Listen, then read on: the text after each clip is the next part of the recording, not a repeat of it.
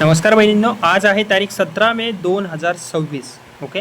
तर लाडकी बहीण योजनेबद्दलच्या ज्या लेटेस्ट आणि मोठे अपडेट समोर आलेले आहेत ते आपण एकदम कमी शब्दामध्ये स्पष्टरित्या समजून घेणार आहोत या व्हिडिओमध्ये.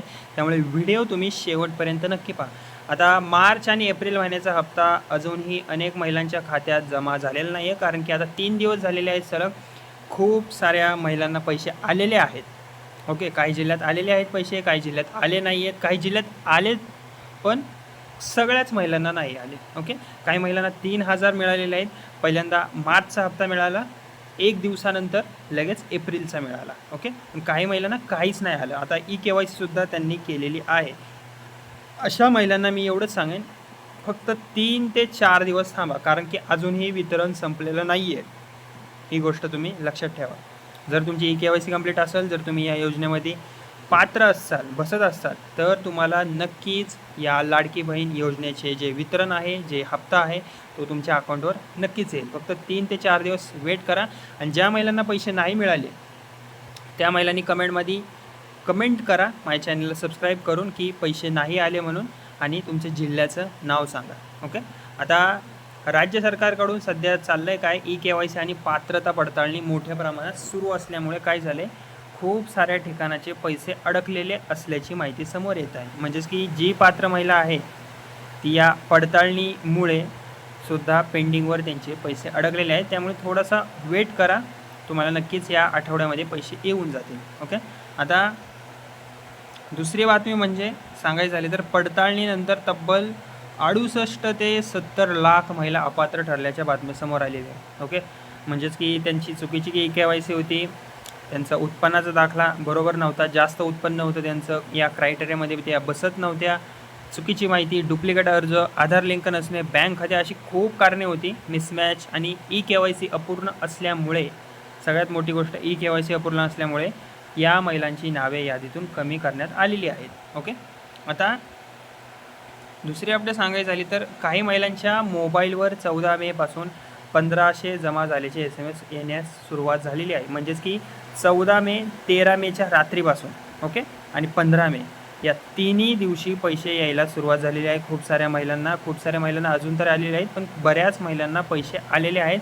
काही महिलांना मार्चचे आले, लगेच एप्रिलचे पण आले. काही महिलांना फक्त मार्चचे आलेले आहेत, एप्रिलचे अजून आलेले नाही आहेत. नक्कीच येतील त्यांनासुद्धा. त्यामुळे अनेक महिलांमध्ये संभ्रम निर्माण झालेला आहे की मार्चचा हप्ता आला की एप्रिलचा.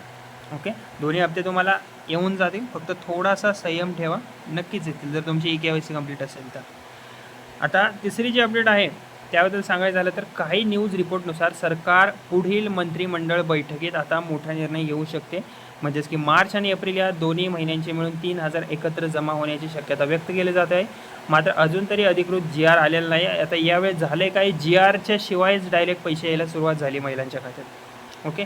त्यामुळे किंबहुना ज्या महिलांना पैसे नाही मिळाले त्या महिलांच्या अकाउंटवर पैसे येण्याच्या आधी एक GR येईल, त्यानंतर महिलांना पैसे येऊन जातील किंवा असेच येतील.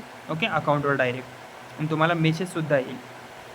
आता दुसरी न्यूज आहे, अपडेट आहे, नाशिकसह काही जिल्ह्यात मार्चचा हप्ता जमा झाल्याच्या बातम्या समोर आल्या आहेत. कारण काय झालं आहे, नाशिकमध्ये खूप प्रमाणात पैसे आले नव्हते, त्यामुळे आता नाशिकसह बऱ्याच जिल्ह्यांमध्ये मार्चचा हप्ता आता जमा झाल्याच्या बातम्या समोर आल्या आहेत. पण एप्रिलचा हप्ता अजूनही तिथे पेंडिंगवर असल्याचे सांगितले जात आहे. या 2 दिवसामध्ये येईल, कारण की एक हप्ता आला आहे म्हणजे एवढं समजून जा की तुमचं सगळं क्लिअर आहे, म्हणून तर तुम्हाला हप्ता आला ना मार्चचा. एप्रिलचा पण येईल, फक्त थोडासा वेट करा.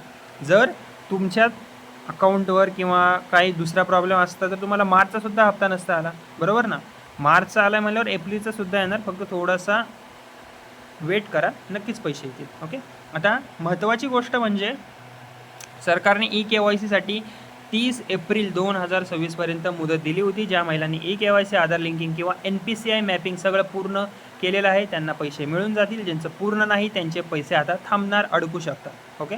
म्हणूनच KYC पूर्ण असेल तर कॉंग्रॅच्युलेशन्स. आधार बँकेला लिंक आहे का ते तपासा, नसेल तर करून घ्या. NPCI मॅपिंग ॲक्टिव्ह आहे का ते तपासून घ्या, आणि DBT तुमचं सुरू आहे का ते एकदा बघून घ्या. आणि अशाच लाडक्या बहीण योजनेची रोजची लेटेस्ट अपडेट मिळवण्यासाठी व्हिडिओला माझ्या लाईक करा, चॅनलला माझ्या सबस्क्राईब करा. माझं बडी नावाचं चॅनल आहे, त्याला फ्रीमध्ये सबस्क्राईब करा, आणि बेल आयकॉन नक्की दाबा. ओके. धन्यवाद.